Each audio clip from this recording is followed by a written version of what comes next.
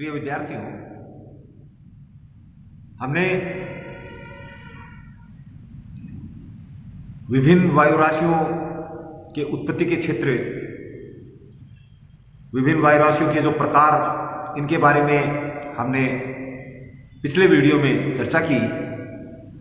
क्योंकि ये वायु राशियां महत्वपूर्ण होती हैं और एक क्षेत्र विशेष में जहां ये प्रभावित होती हैं, उस क्षेत्र विशेष की जलवायु को मुख्य रूप से प्रभावित करता है, ये करती हैं।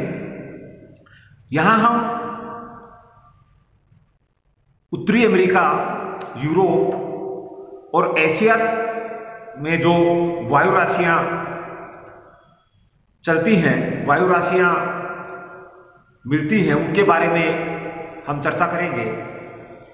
और विशेष रूप से क्योंकि ये वायु राशियां उत्तरी गोलार्ध में से संबंधित हैं, उत्तरी गोलार्ध से संबंधित हैं, तो इनकी हम चर्चा करेंगे। शीतकालीन वायु राशियां, ग्रीष्मकालीन वायु राशियां। तो सबसे पहले हम उत्तरी अमेरिका की जो वायु राशियां हैं उनके बारे में हम यहाँ बात करेंगे। शीतकालीन जो वायु राशियां हैं उनके बारे में हम चर्चा करेंगे। शीतकाल में उत्तरी अमेरिका में मुख्य रूप से सीपी यानी ध्रुवीय महाद्वीपीय वायु राशि, एनपी सागरीय महाद्वीपीय ध्रुवीय वायु राशि, ये दो प्रकार की वायु राशि। फिर एनपी सागरीय उष्णकटिबंधीय वायु राशि, ये ग्रीष्मकालीन शीतकालीन वायु राशियां उत्तरी अमेरिका में ये चलती हैं। इनकी हम अगर बात करते हैं, क्योंकि उत्तरी अमेरिका का जो आकार है, इसकी भौगोलिक स्थिति है, उसके कारण से ये जो क्षेत्र है वायु राशियों की उत्पत्ति के आदर्श क्षेत्र में इसको शामिल करते हैं। तो यहां हम सबसे पहले ध्रुवीय महाद्वीपीय वायु राशि की अगर बात करते हैं, क्योंकि ध्रुवीय क्षेत्र से ये वायु राशियां चलती हैं, जिसका उत्पत्ति का जो क्षेत्र है उत्तरी अमेरिका का जो अलास्का है, कनाडा है और आर्कटिक सागर का जो ऊपर का जो भाग है, वहां इसकी उत्पत्ति होती है। और ये संयुक्त राज्य अमेरिका का जो पूर्वी भाग है, यहां पूर्वी भाग और मध्य भाग में यह CPW से NP के साथ मिलकर ध्रुवीय वातागर का निर्माण करती हैं। और ध्रुवीय वातागर के निर्माण के साथ ये CPW वायु राशि के ऊपर NP के वायु राशि का आरोहण होता है, जिसके कारण से रॉकी पर्वत के पूर्व में शीतकालीन बरसात होती है।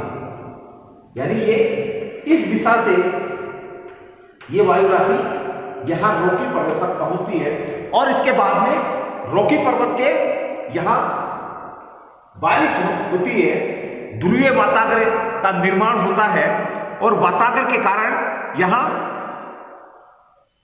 बारिश होती है। शीतकालीन बारिश इस क्षेत्र में होती है। एनपी वायु राशि की अगर बात करते हैं तो उत्तरी प्रशांत और उत्तरी अटलांटिक जो महासागर है, यहां निर्माण होता है वायु राशि का। गर्म जल के संपर्क के कारण इसमें उष्णता और आर्द्रता ये प्राप्त करता है। और CPWS यानी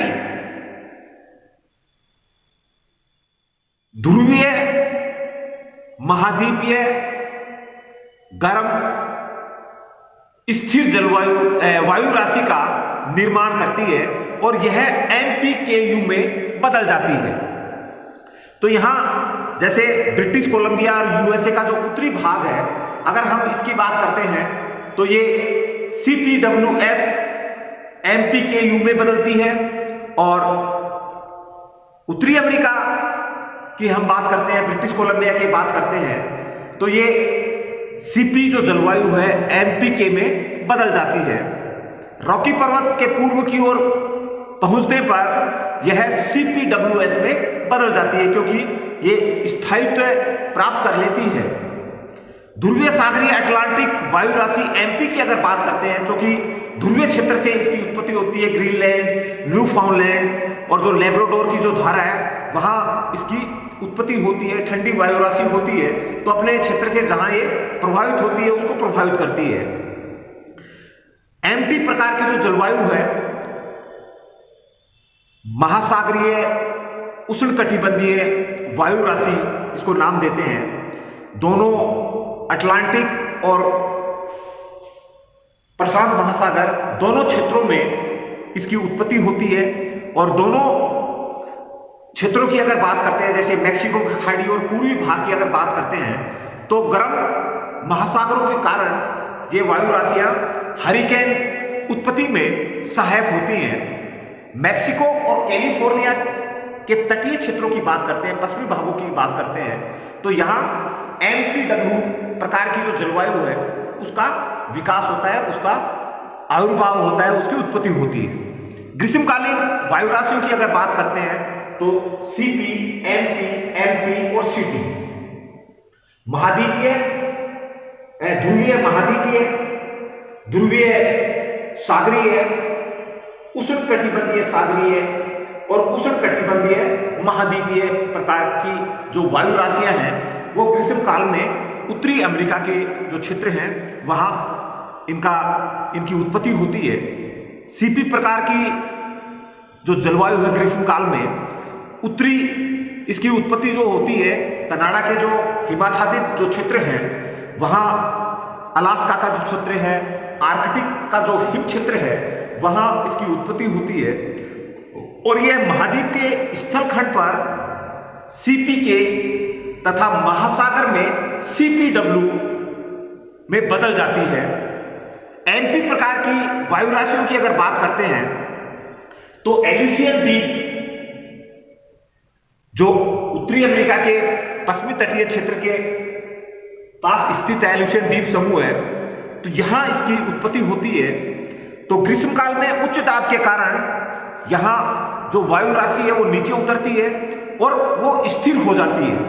नीचे उतरने के कारण स्थिर हो जाती है, और यहां जो एमपीडब्ल्यूएस जो वायु राशियां हैं इसके कारण से बारिश नहीं होती, क्योंकि नीचे उतरती है और वो वायु राशि स्थिर हो जाती है। एमटी प्रकार की वायु राशि की अगर बात करते हैं तो ये खाड़ी को पार करते हुए, मैक्सिको की खाड़ी है उसको पार करते हुए यूएसए में प्रवेश करती है और अस्थिर हो जाती है, जिसके कारण से इस क्षेत्र में भारी बारिश संपन्न होती है। सीटी प्रकार की वायु राशियों की अगर बात करते हैं तो यूएसए का जो टेक्सास क्षेत्र है, न्यू मैक्सिको है, उत्तरी मैक्सिको है, तो यहां पर इसके कारण से उच्च तापमान और न्यून वर्षा इन क्षेत्रों में संपन्न होती है। तो ये उत्तरी अमेरिका की वायु राशियां हुई। हम यूरोप की वायु राशियों की बात करते हैं तो शीतकाल में सीपी, एमपी, एमटी, सीटी यानी ध्रुवीय महाद्वीपीय, ध्रुवीय सागरीय, उष्णकटिबंधीय सागरीय और उष्णकटिबंधीय महाद्वीपीय। इसी प्रकार ग्रीष्मकाल में सीपी ध्रुवीय महाद्वीपीय, ध्रुवीय सागरीय, उष्णकटिबंधीय सागरीय, उष्णकटिबंधीय महाद्वीपीय प्रकार की वायु राशि ग्रीष्म और शीतकाल में यूरोप में देखी जाती है या पाई जाती है। सीपी की अगर बात करते हैं तो फेनोस्केंडिया और आर्कटिक जो महासागर है वहां पर ये इसका विस्तार पाया जाता है, जो कि विस्तृत होती हैं, शीतल होती हैं, और ये जो वायु राशि है स्थिर होती हैं। और ये जब वायु राशियां रूस तक पहुंचती हैं तो रूस का जो तापमान है वो काफी नीचे तक गिर जाता है, लगभग -15 डिग्री तक इन वायु राशियों के कारण पहुंच जाता है, और पश्चिम से पूर्व की ओर चलती है। पश्चिम से पूर्व की ओर ये वायु राशियां चलती हैं। और इसके कारण से संपूर्ण जो यूरोप है उसमें इस दौरान शीतलहर चलती है।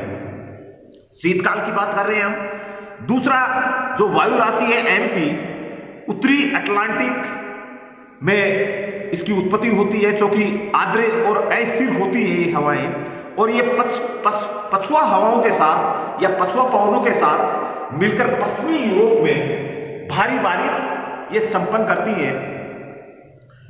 आर्द्रता समाप्त होने पर ये जो वायु राशि है ये CPKU में बदल जाती है, यानी अस्थिर वायु राशि में बदल जाती है। महाद्वीपीय ध्रुवीय महाद्वीपीय ठंडी अस्थिर वायु राशि में यह वायु राशि बदल जाती है।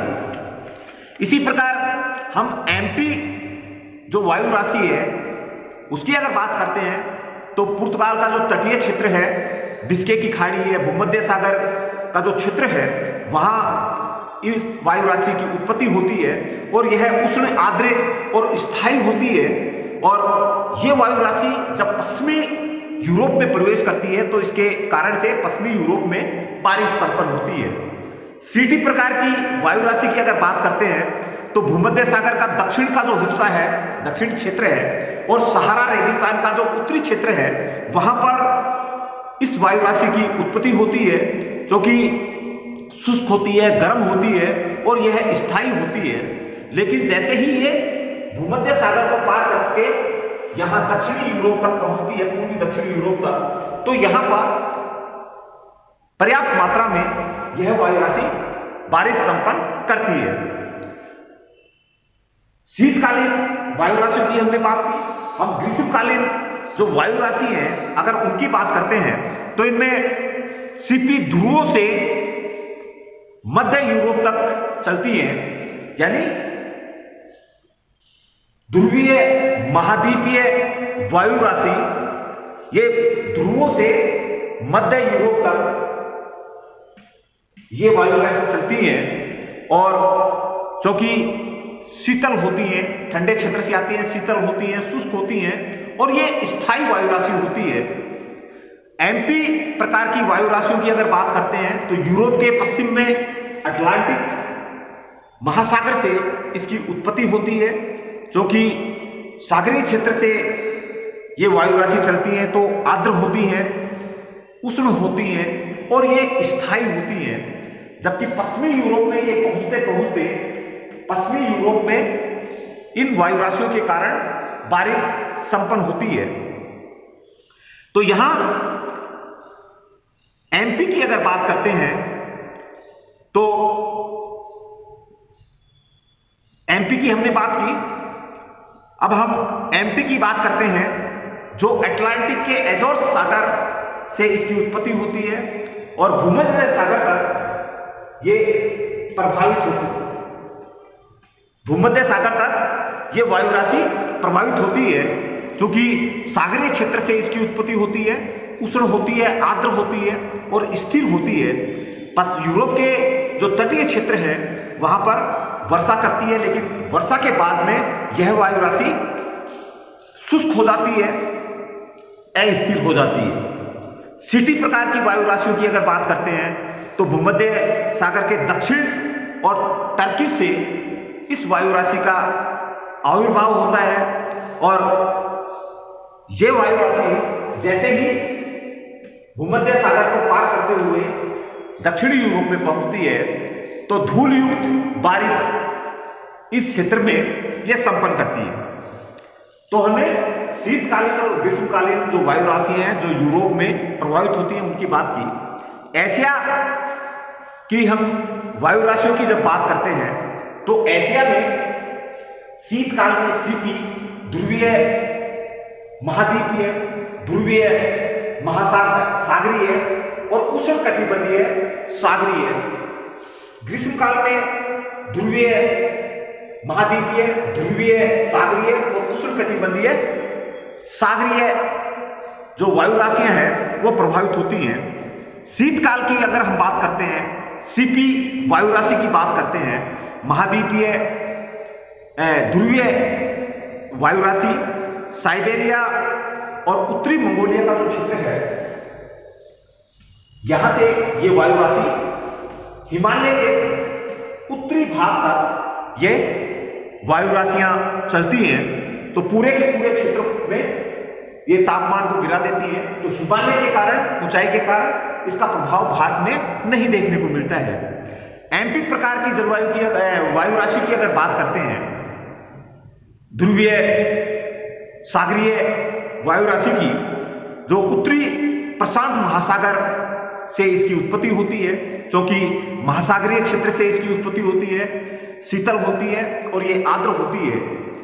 साइबेरिया का जो तट है वहां पर ये बारिश संपन्न करती है और अल्प वर्षा होती है, लेकिन उसके बाद में ये मध्य साइबेरिया तक ये पहुंचती है। जब हम एमपी की बात करते हैं, एमटी की बात करते हैं, फिलीपाइंस द्वीप और चीन सागर तक इन वायु राशियों का प्रभाव होता है। ये वायु राशियां चलती हैं जो कि गर्म होती हैं और ये ठंडी वायु राशि के साथ जब मिलती हैं तो चक्रवातों का निर्माण करती हैं और उन क्षेत्रों में चक्रवात के द्वारा बारिश संपन्न करती हैं। दक्षिणी चीन तक ये प्रवेश कर जाती हैं, यहां तक ये वायु राशि पहुंचती है। ग्रीष्मकालीन वायु राशियों की अगर हम बात करते हैं तो सीपी ध्रुवीय महाद्वीपीय वायु राशि जो उत्तरी प्रशांत महासागर और यहाँ इसका आविर्भाव होता है और सागर को पार करते ही ये इसमें नमी या आर्द्रता ये ग्रहण करती है और चीन तक जब पहुंचती है तो इसके द्वारा इन क्षेत्रों में बारिश संपन्न होती है। एमपी प्रकार की वायु राशि की अगर बात करते हैं, ध्रुवीय सागरीय वायु राशि की जब बात करते हैं तो चूंकि 50 से 60 डिग्री उत्तरी अक्षांशों के मध्य यह वायु राशि की उत्पत्ति होती है और एशिया का जो पूर्वी तट है वहां इसकी उत्पत्ति होती है। तो जब ये सागरीय उष्णकटिबंधीय वायु राशि के संपर्क में आती है तो उसके कारण से इन क्षेत्रों में यह भारी बारिश संपन्न करती है और ये आंखों तक जो सागर है वहां से चीन सागर तक ये वायु राशियां प्रभावित होती हैं। एमटी प्रकार की वायु राशियों की अगर बात करते हैं, उष्णकटिबंधीय सागरीय वायु राशि जो फिलीपींस द्वीप जो समूह है उसके उत्तर में चीन सागर तक ये वायु राशि प्रभावित होती हैं और एमपी के संपर्क में आकर इन क्षेत्रों में ये भारी बारिश संपन्न करती है। तो इस प्रकार हमने उत्तरी अमेरिका, यूरोप और एशिया की जो शीतकालीन और ग्रीष्मकाल में जो वायु राशियां चलती हैं, वायु राशियां प्रभावित होती हैं, उनके बारे में हमने पढ़ा। वो किस प्रकार से एक क्षेत्र विशेष के मौसम में बदलाव लाती है, किस प्रकार से वो वर्षा करती हैं और किस प्रकार से एक क्षेत्र से दूसरे क्षेत्र में जाकर दूसरी प्रकार की जो वायु राशि है उसका निर्माण करते हैं। क्योंकि दूसरे क्षेत्र में जो वायु राशियां पहुंचती हैं तो उसके जो मूल गुण होते हैं वायु राशि के वो खत्म हो जाते हैं और वो दूसरे वायु राशि में बदल जाती है। तो ये वायु राशियां एक महत्वपूर्ण होती हैं और इसके कारण से एक क्षेत्र विशेष का जो मौसम है, एक क्षेत्र विशेष की जो जलवायु है वो इन वायु राशियों से विशेष रूप से प्रभावित होती है। धन्यवाद।